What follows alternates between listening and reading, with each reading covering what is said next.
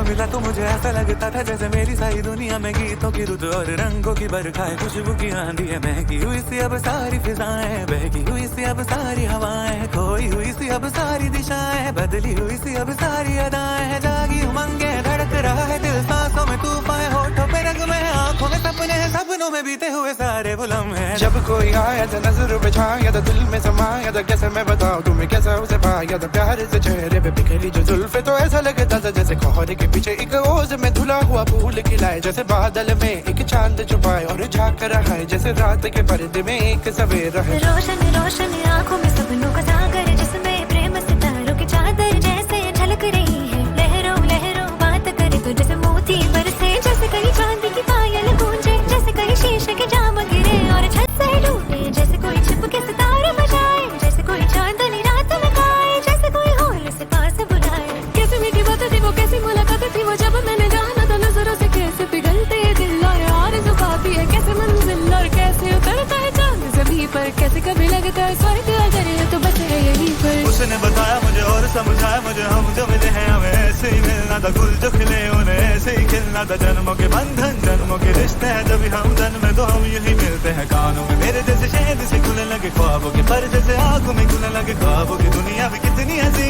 और कैसी रंगी थी, ख्वाबों की दुनिया जो कहने की थी पर कहीं भी नहीं थी, ख्वाब जो टूटा मेरे आँख जो खुली मेरी होश जो आया मुझे, मैंने देखा मैंने जाना वो जो कभी आया